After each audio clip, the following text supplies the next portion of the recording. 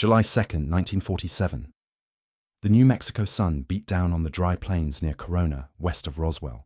The air shimmered with heat. The horizon blurred into the color of dust and sky. Mac Brazel rode out on horseback that afternoon, scanning the grazing line where his sheep had scattered overnight. The rancher had lived through droughts, dust storms, and the echo of distant bombers during the war. But what he found across the low ridge that morning was nothing he, or anyone, had seen before. He reined in his horse at the sight of a long, disturbed stretch of ground, an impact line stretching several hundred yards. Something had come down hard, skipping and tearing across the soil like a thrown stone across water. Bits of metallic debris glittered in the sunlight. At first glance, it looked like aluminum, light, torn, and scattered. But when he dismounted and bent to touch one of the fragments, he realized it was different. The piece was thin as foil yet strong, strangely flexible. It crumpled easily under pressure, but returned to its shape as soon as he released it. He tried again, folding it, twisting it. Nothing left a mark. Brazel lifted one of the larger sheets. It felt cool despite the heat, and when the wind caught its edge, it didn't flutter like tin. It seemed to resist the air, moving more like fabric under tension. Nearby lay slender beams of something resembling balsa wood, but smoother, metallic, and impossibly light. Some of them had strange violet symbols printed along their sides, almost like decorative markings. He turned one over in his hands and muttered, "What in the hell?" He gathered a few pieces and tied them in his saddlebag. The rest, scattered across an area nearly as wide as a football field, were left lying in the grass. He looked up instinctively, scanning the cloudless sky. No sound of engines, no contrails, nothing to explain it. By evening, back at the ranch house, Brazel laid the fragments on the kitchen table. His wife and neighbors came to look, each one trying to guess what it could be. A weather balloon? Some new kind of aircraft? Someone suggested it might be from the army. The war had ended just 2 years earlier, but experimental planes and rockets were still being tested across the Southwest. Still, something about the debris felt wrong, not just unknown, unnatural. 2 days later, Brazel drove into Roswell. The road was long, and the desert heat shimmered across the hood of his truck. He stopped by the sheriff's office, carrying a small bundle wrapped in cloth. Sheriff George Wilcox listened as Brazel described what he'd found. The sheriff, unsure how to classify it, contacted the Roswell Army airfield, just outside town. Within hours, military vehicles began to roll toward the ranch.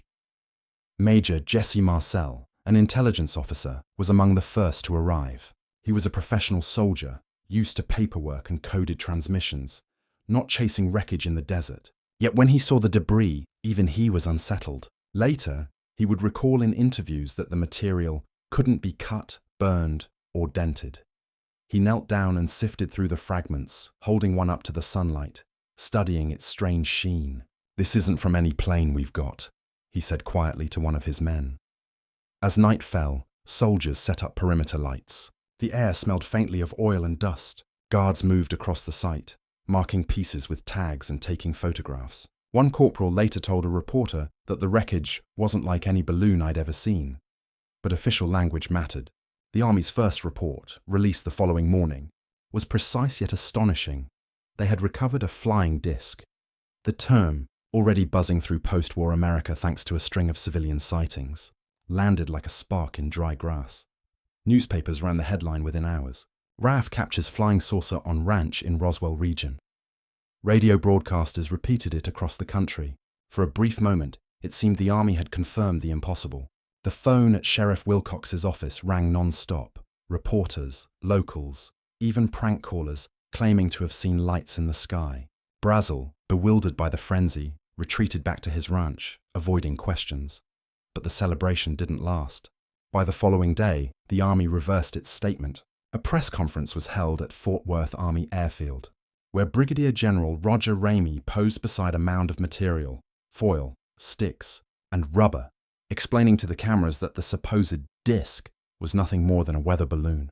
The photos that followed showed officers smiling stiffly, holding pieces that looked strikingly different from what Brazel and Marcel had described. At the Roswell base, confusion turned to silence. Orders came down to cease discussion of the incident. Soldiers signed non-disclosure forms. Marcel himself, after returning from Fort Worth, privately told friends he believed the wreckage displayed in the photos was not the same as what he had collected. They switched it, he reportedly said years later.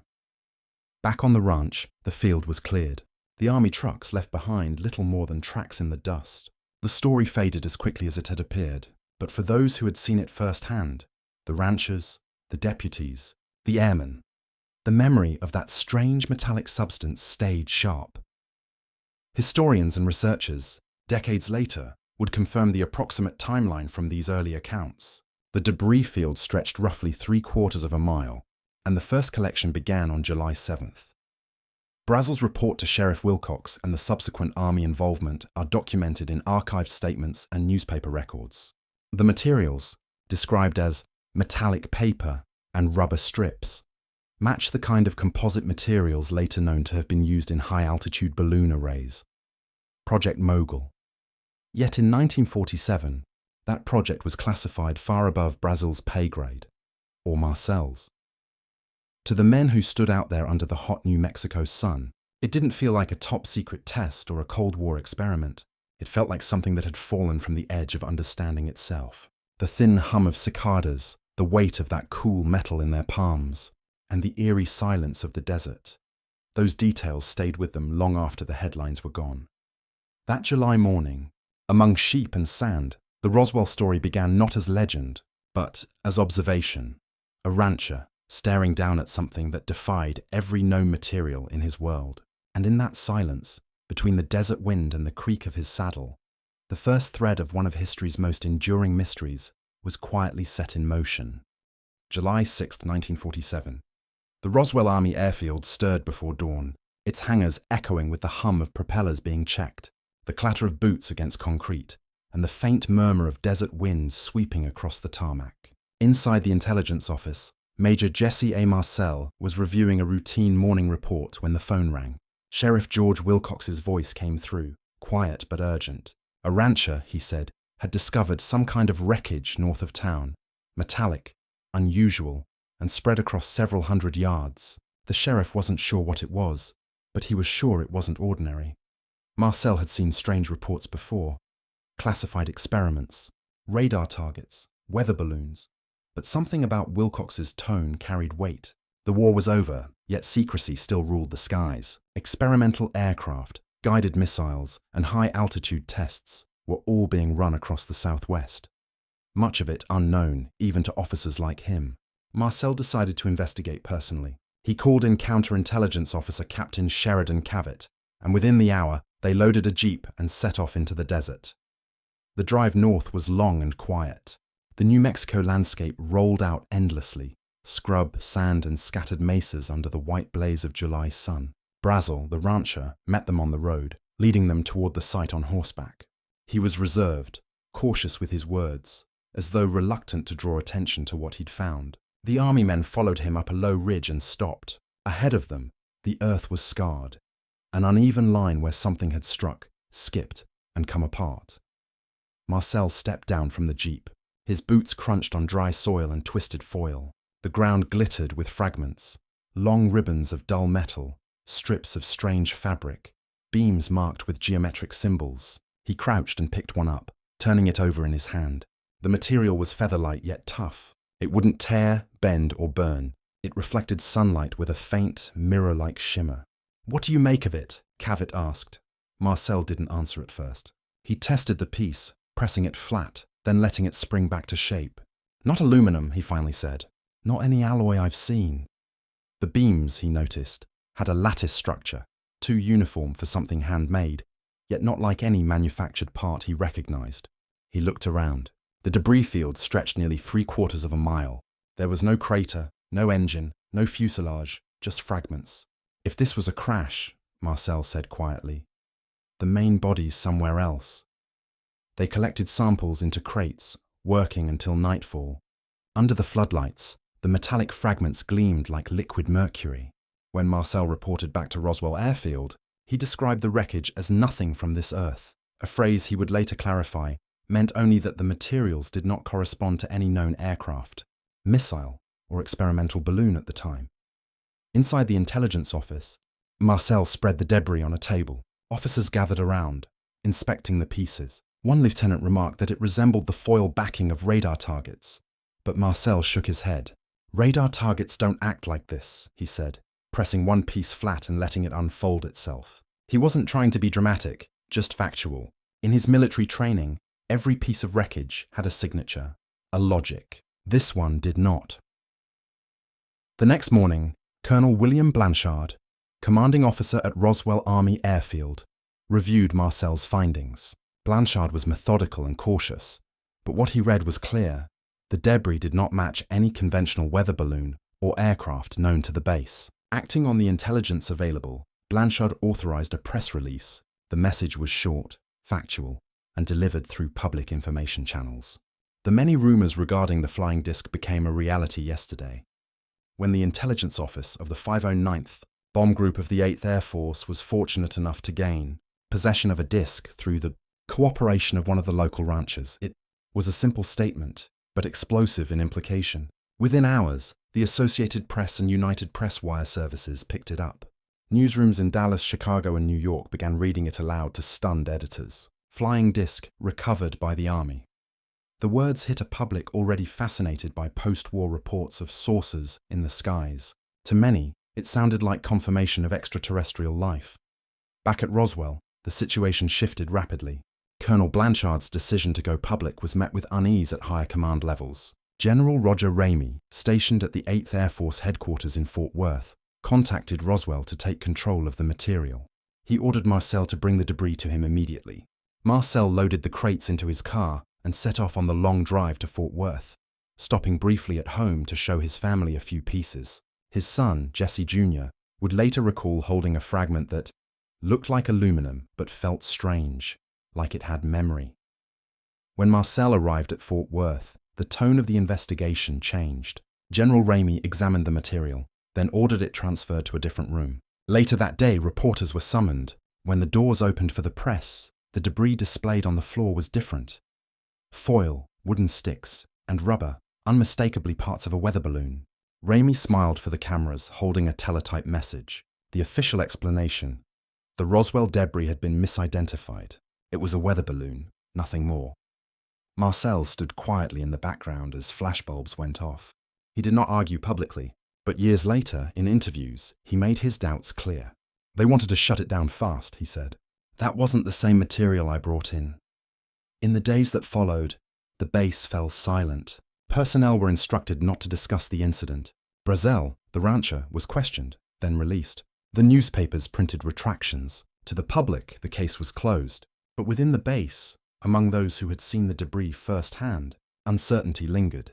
Historians who later examined Marcel's service record describe him as a disciplined, credible officer, a combat veteran, not a sensationalist. His detailed recollections, consistent across multiple accounts, became one of the central pillars of the Roswell mystery.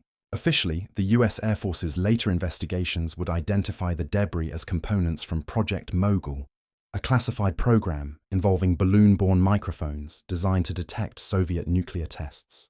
Yet at the time, the secrecy surrounding such operations left even trained intelligence officers in the dark. In that confusion lay the seed of legend. Major Jesse Marcel had done what any soldier would do: report the unknown up the chain of command. But between the desert, the headquarters, and the press room, the story changed shape. What began as a straightforward military recovery became the most famous unidentified incident in modern history, a puzzle of memory, material, and silence born from the quiet professionalism of one man following orders in the summer heat of 1947. July 8, 1947. The early morning sun had barely crested the horizon over Roswell, New Mexico, when the base at Roswell Army Airfield erupted into quiet, controlled activity. The previous day's events had already set the stage for something extraordinary.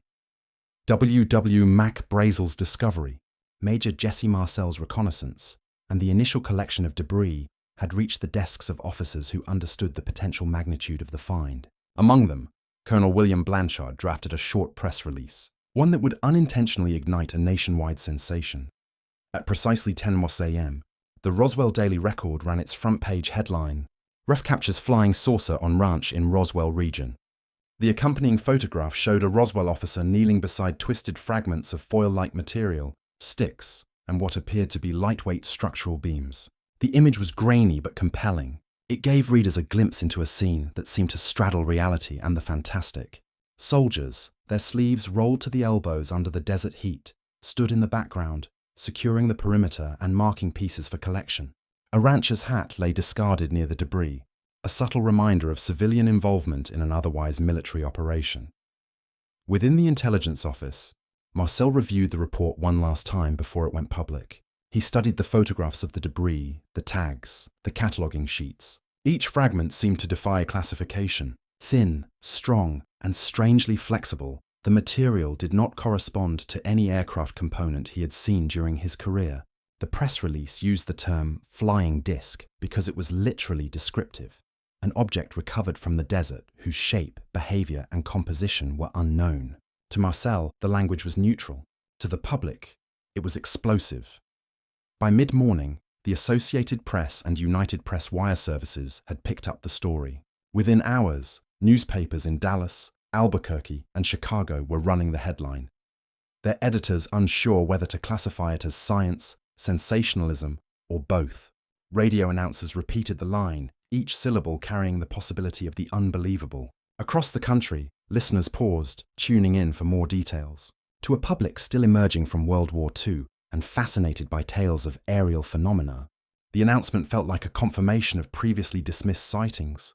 Meanwhile, back at the ranch, Brazel and a handful of neighbors were interviewed by local reporters. The rancher described the debris in factual terms: lightweight metal, beams, strips of tape or cord, and some fragments marked with geometric patterns. He spoke quietly, almost reluctantly, careful not to exaggerate. His statements were later cross-referenced by military investigators and historians, confirming that the objects recovered were indeed unlike conventional aircraft components. One deputy recalled that Brazel seemed uneasy, almost as if he feared drawing attention to something that might be misinterpreted.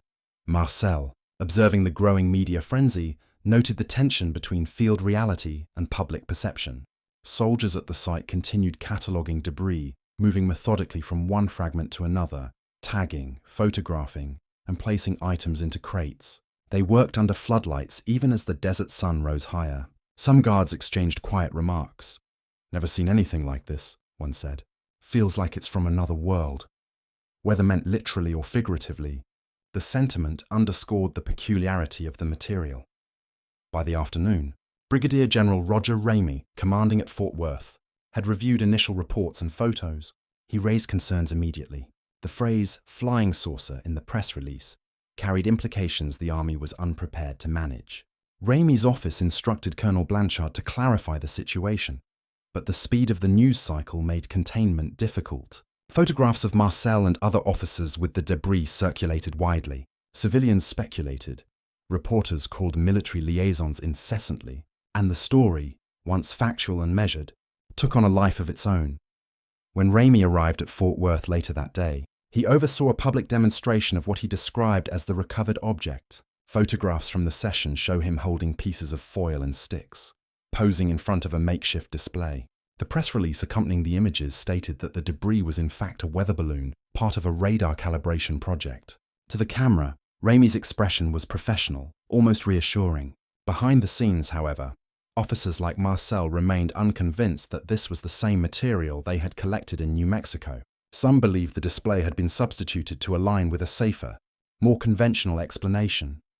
The Army's reversal, first reporting a flying disc, then a weather balloon, introduced ambiguity into the public record. Scholars later pointed out that the discrepancy was not necessarily intended to deceive, but reflected rapid decision-making under uncertainty, compounded by classified programs in operation at the time. Project Mogul, a top-secret program involving high-altitude balloons and acoustic sensors to detect Soviet nuclear tests, provided a plausible source for much of the debris. Yet, in July 1947, the project remained highly classified, inaccessible even to intelligence officers like Marcel. Across the country, journalists attempted to reconcile the two narratives. Headlines swung from amazement to correction. "Flying saucer reclassified as balloon," read one paper. In small towns and big cities alike, the public discussed the story in diners, cafes, and bars. Some listeners were skeptical, some intrigued, some incredulous. Letters to editors flooded newspapers, questioning military credibility, speculating on extraterrestrial visitors, and debating whether the government was deliberately hiding information. Within Roswell Army Airfield, the operation continued with routine efficiency. Debris cataloguing was completed, crates were sealed and transported, and personnel returned to standard duties. Marcel, Cavett, and a handful of officers retained private recollections of the material's unusual properties. In interviews decades later, Marcel described the process in precise, unembellished terms, cataloguing, photographing, and transporting debris under orders, all while maintaining awareness that public reporting might not reflect the complete truth. For historians, the significance of July 8th lies not in myth but in timing, method, and perception. The first public announcement, the front-page headline, transformed a field recovery into a national event. The subsequent reversal by the Army demonstrated the tension between classified operations and the need for public communication. Marcel's meticulous notes, Brazel's observations, and the photographic record offer a window into an incident where fact, interpretation, and public imagination intersected. Even decades later, the photographs, reports, and interviews from July 8, 1947, remain central to the study of the Roswell Incident. They reveal a moment when human observation, military procedure, and the burgeoning culture of UFO fascination converged. For Marcel and the men on the ground, it was an exercise in disciplined reporting and cataloguing. For the nation, it was the beginning of a story that would grow far beyond the deserts of New Mexico, shaping public perception of unidentified aerial phenomena for generations to come.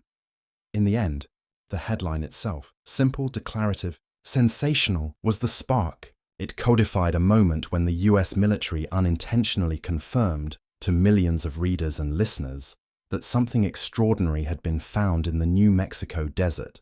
The photograph of Major Marcel kneeling beside the debris, the rancher's cautious account, and the flood of reporters and radios created a cultural imprint.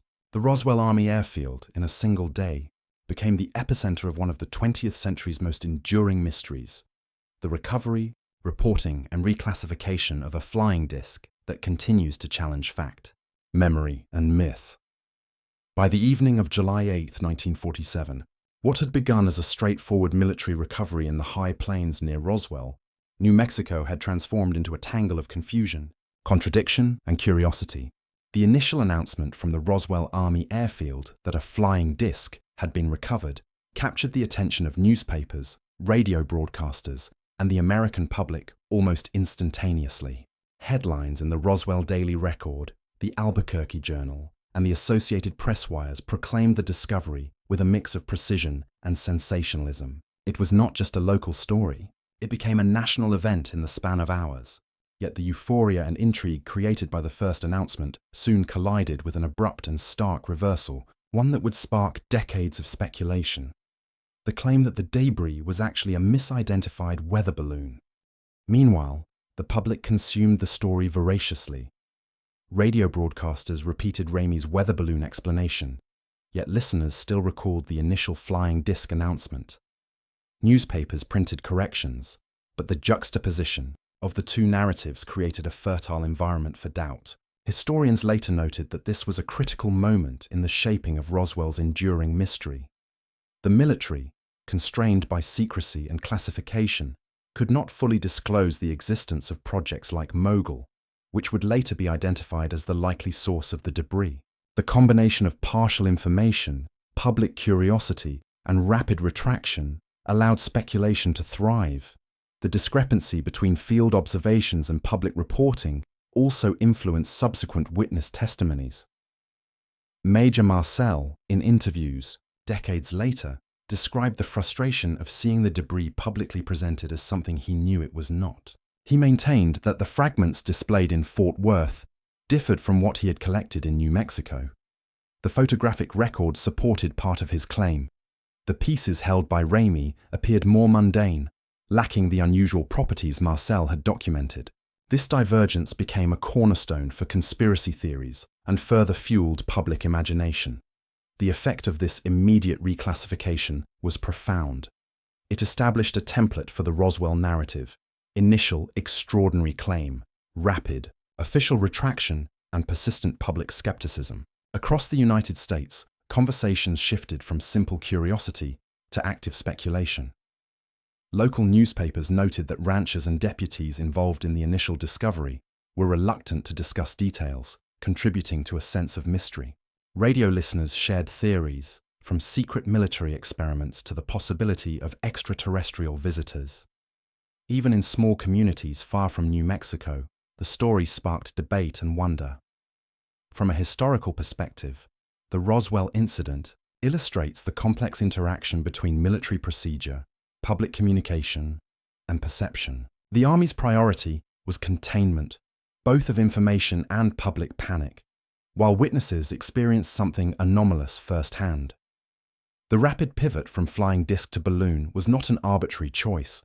It was an operational decision in the context of Cold War secrecy, classified projects, and the need to maintain public confidence in military operations. Yet the discrepancy between the public narrative and private experience created a fissure that would persist for decades. The aftermath of the retraction also highlights the human dimension of information management. Soldiers, officers, and local civilians were caught between competing realities, the tangible evidence of the desert debris and the sanitized explanation provided to the public. For Marcel and others, this tension would shape their recollections and public statements for the rest of their lives. Meanwhile, the broader society, lacking access to classified programs, interpreted the rapid shift as either cover-up or incompetence, embedding Roswell in the national imagination as a symbol of mystery. In essence, the immediate reversal from flying disc to weather balloon transformed a local recovery operation into a historical paradox. On one side were documented observations, Major Marcel's testimony, photographs of unusual debris, and Brazel's first-hand account. On the other were official statements, press releases, and staged photographs intended to offer reassurance and rational explanation. The contradiction itself became the story, creating space for speculation, debate, and enduring fascination. Ultimately, the Roswell Incident illustrates the power of narrative control and the consequences of conflicting accounts. The rapid reversal not only undermined immediate credibility, but also created the fertile ground for myth-making. By juxtaposing extraordinary field observations with conventional explanations, the military inadvertently ensured that the story would persist far beyond the desert plains of New Mexico. The initial announcement and subsequent retraction became inseparable in the public consciousness, establishing Roswell as the benchmark for modern UFO lore, a case where human observation, bureaucratic necessity, and the allure of the unexplained collided to create an enduring legend. By the 1990s, the Roswell Incident had become a fixture of popular culture, a story repeated in books, documentaries, and television specials. UFO enthusiasts debated it endlessly, while skeptics dismissed it as a combination of misidentification, rumor, and misremembered testimony. Yet for historians and military investigators, the challenge was not myth, but fact. What had really fallen on the high plains of New Mexico in July 1947? The United States Air Force undertook a comprehensive investigation to examine decades of claims, reports, and archival documents, culminating in official reports that would attempt to reconcile the public fascination with factual evidence. The conclusion they presented was clear: Project Mogul. Project Mogul was a highly classified program conducted in the post-World War II period, designed to monitor Soviet nuclear tests. The technology was cutting edge for its time. Arrays of high-altitude balloons carrying acoustic sensors and radar reflectors to detect sound waves from nuclear detonations thousands of miles away.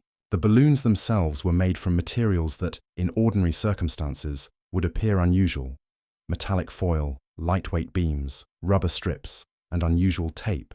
They were engineered for high-altitude stability and durability, requiring layers of composite materials, many of which would have seemed alien to anyone not briefed on the program. The US Air Force explained that when such a balloon or its components accidentally landed or was damaged during flight, observers on the ground could easily misinterpret the materials as something extraordinary. According to the Air Force reports, the debris discovered by W.W. Mac Brazel and collected by Major Jesse Marcel was consistent with the materials used in Mogul arrays. The thin metallic foil, the wooden beams, and the rubber strips all match the descriptions of balloon components intended for high-altitude acoustic monitoring. The apparent folding without creasing and extreme lightness of the materials could be explained by the construction of the radar targets and balloon instrumentation. The reports concluded that the debris field, spread across hundreds of yards, was likely the remnants of a Mogul balloon that had broken apart during flight or descent. The official findings also addressed the initial reports of the debris being a flying disc. The Army and Air Force statements noted that the confusion had been compounded by the limited understanding of field personnel and the necessity of protecting classified operations. In 1947, Marcel and others could not be briefed on the details of Mogul because the program was top secret, and revealing its existence would have compromised national security. From the Air Force perspective, the rapid public announcement of a flying disc was an understandable miscommunication, one rooted in the intersection of genuine curiosity and operational secrecy. The Air Force reports also examined claims of recovered biological material or bodies associated with the incident. The investigation found no contemporaneous evidence to support these claims. Interviews with personnel involved in the collection and transportation of debris confirmed that only balloon components and radar targets were recovered.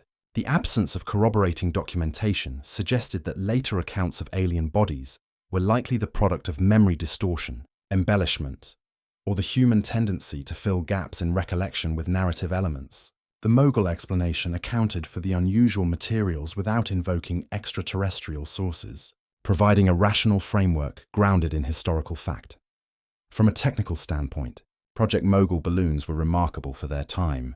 The balloons could ascend to altitudes exceeding 70,000 feet, carrying sensitive instruments designed to detect sound waves traveling through the upper atmosphere. The metallic foil used in radar reflectors appeared unusual to anyone unfamiliar with such technology. Wooden beams, lightweight yet sturdy, supported the instrumentation, while rubber and tape components ensured stability and functionality in harsh, high-altitude conditions. All of these materials would have appeared alien to a rancher like Brazel, or even to trained intelligence officers who had never seen them assembled in this way. The Air Force investigation highlighted the logistical realities of the operation in 1947. When debris fell in remote areas, local civilians often discovered it first. Standard military procedure required swift collection and transportation to secure locations. Major Marcel's careful documentation and handling of the fragments were consistent with standard intelligence protocols for unknown materials. The photographs taken during the recovery, as well as later press images, depicted only portions of the debris, sometimes substituted or staged for public consumption to minimize confusion. These operational necessities, according to the reports, were a source of later speculation and misunderstanding. In addition to technical explanations, the Air Force reports also emphasized the broader cultural context. In the late 1940s, public interest in flying saucers was rising sharply, fueled by earlier sightings such as Kenneth Arnold's in June 1947. The rapid circulation of news reports and sensationalized accounts amplified public perception of mystery. When the Army announced the recovery of a flying disc and then quickly retracted the statement, the juxtaposition of extraordinary claim and conventional explanation created a vacuum that was quickly filled by speculation, rumor, and eventually conspiracy theories. The Mogul explanation, therefore, not only accounted for the materials themselves, but also helped contextualize the social and psychological factors contributing to the enduring legend. The final reports concluded that the Roswell incident was a convergence of technological secrecy, unusual materials, and miscommunication. The Project Mogul balloon theory accounted for the physical characteristics of the debris, the location of the find, and the sequence of events recorded in contemporaneous documents. By providing a coherent, evidence-based explanation, the Air Force sought to close the gap between extraordinary claims and verifiable facts. While public fascination with Roswell persisted, the investigation underscored that the event was not evidence of extraterrestrial visitation, but rather a misinterpretation of classified military operations. In the end, the Project Mogul explanation transformed the Roswell incident from a sensational story of flying discs into a historically grounded case study in secrecy, perception, and the complexities of Cold War-era intelligence. It highlighted how highly classified technology, when revealed unintentionally, could appear inexplicable, even to trained observers.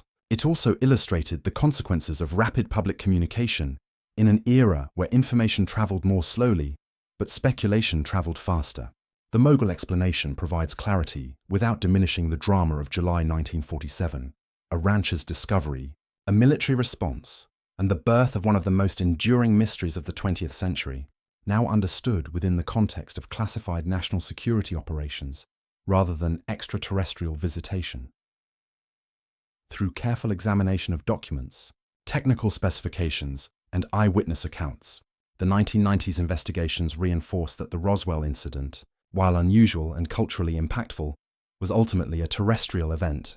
The Project Mogul hypothesis explained the anomalous materials, the debris field, and the initial misinterpretation, offering historians, skeptics, and enthusiasts a rational framework grounded in historical fact. Even as popular imagination continued to embellish the story, the official reports preserved a record of precision, accountability, and the extraordinary lengths to which the military went to protect classified information while managing public perception.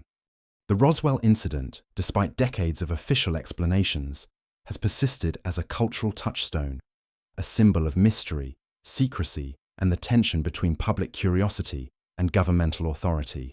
Even after the United States Air Force identified the debris as part of Project Mogul in the 1990s, the narrative surrounding Roswell had already taken on a life of its own. It was no longer simply a question of what had fallen from the sky in New Mexico in July 1947. It had become a phenomenon woven into American identity, a story that reflected both fear and fascination in the post-war era. At the time of the initial recovery, the US was still adjusting to a world reshaped by conflict. The Second World War had left the public acutely aware of the destructive power of modern technology, from bombs to jet aircraft, and the dawn of the Cold War had begun to heighten anxieties about secrecy, surveillance, and foreign threats. In this context, the Roswell incident became more than a local curiosity. The idea that an unidentified flying object, something entirely outside conventional understanding, had crashed in New Mexico resonated deeply with a population already attuned to global uncertainty. Headlines describing flying discs and mysterious debris were not merely news. They were culturally charged signals, evoking both wonder and unease. The immediate aftermath of the incident illustrates how perception can shape reality. Major Jesse Marcel and other intelligence officers handled the debris with procedural precision, cataloging and photographing every fragment. W.W. Mac Brazel and his neighbors observed the debris firsthand, noting its unusual properties. Yet when the Army reclassified the objects as weather balloons, a dissonance emerged between eyewitness experience and official explanation. The public witnessed a discrepancy, a gap between what people saw and what they were told.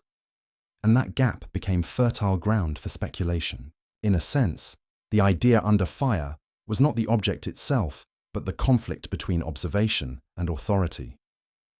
Over the ensuing decades, Roswell evolved from an isolated event into a global phenomenon. Authors, journalists, and filmmakers began to explore the incident not as a simple misidentification, but as evidence of potential extraterrestrial visitation. Each retelling added layers, sometimes minor, sometimes sensational, while drawing on the documented accounts of those involved. Marcel's later interviews, describing the properties of the debris and the discrepancy between the field material and the staged display at Fort Worth, became central references. Public fascination was further amplified by the rise of UFO conventions, documentaries, and television specials, which positioned Roswell as emblematic of broader mysteries of the universe. From a historical standpoint, the persistence of the Roswell legend highlights the interplay between secrecy, miscommunication, and human curiosity.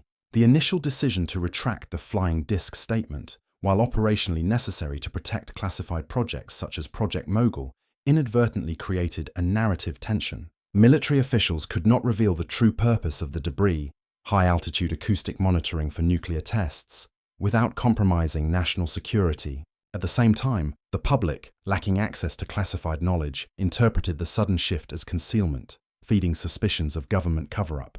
The result was a story that existed simultaneously in two realities: the factual, terrestrial explanation and the imaginative. Extraterrestrial 1. Roswell's enduring legacy is also a testament to the way collective memory functions. Over time, the details of the 1947 incident became interwoven with anecdotal accounts, hearsay, and popular imagination. Witness testimonies varied, sometimes conflicting, reflecting the natural inconsistencies of human memory, but also amplifying the story's sense of mystery. Media portrayals reinforced these inconsistencies, emphasizing dramatic elements such as alien bodies or secret military facilities. In essence, the legend of Roswell grew independently of the original facts, propelled by psychological, social, and cultural dynamics. Yet beneath the myth lies a tangible reality. The 1947 recovery and subsequent handling of the debris illustrate a complex system of military operations in an era of technological innovation and heightened geopolitical tension. Major Marcel's meticulous documentation, the movement of debris from New Mexico to Fort Worth, and the Air Force's later review of classified Project Mogul materials all demonstrate the procedural and logistical realities that underpinned the incident. The public fascination, then, is not merely about UFOs, but about the tension created when operational secrecy intersects with observable anomaly. Roswell's significance lies as much in what it reveals about human perception and institutional behavior as in the material itself. The cultural impact of Roswell extends far beyond military or scientific circles. It has influenced literature, film, and television, inspiring generations of storytellers to explore themes of secrecy, extraterrestrial life, and the limits of human understanding. UFO conventions, documentaries, and internet forums have created communities dedicated to analyzing, debating, and mythologizing the event. Even skeptics who accept the Project Mogul explanation acknowledge the role of Roswell as a touchstone in the broader discussion of UFOs and government transparency. It has become shorthand for the tension between the known and the unknown, the official and the observed, the ordinary and the extraordinary. Reflecting on the legacy of Roswell, one sees a story that operates on multiple levels. On the historical plane, it is a story of a classified military operation intersecting with civilian observation. On the cultural plane, it is a story of myth-making, memory, and fascination. And on a human level, it is a story of curiosity, uncertainty, and the persistent drive to understand phenomena that defy immediate explanation. The incident demonstrates that even well-documented events can acquire symbolic power when the public imagination is engaged, and it shows how secrecy, procedural necessity, and partial disclosure can transform a factual occurrence into a legend. Ultimately, Roswell endures because it captures a fundamental tension, the interplay between evidence and belief, between secrecy and transparency, and between the terrestrial and the extraterrestrial. The debris in the desert may have been part of a balloon experiment, and the initial confusion may have been a product of rapid miscommunication and classified operations. Yet the story transcends its material origins. It is a testament to human curiosity, the appetite for mystery, and the cultural power of narrative. The flying disc that fell on a New Mexico ranch in July 1947 became more than debris. It became a mirror reflecting society's hopes, fears, and imagination, a legacy that continues to shape how we think about the unknown even decades later. And so, the Roswell incident remains suspended between fact and legend, a desert mystery etched into history, where a rancher's discovery, a soldier's report, and the hush of secrecy converged to create a story that still stirs wonder, debate, and the unending question: what really fell from the skies that July?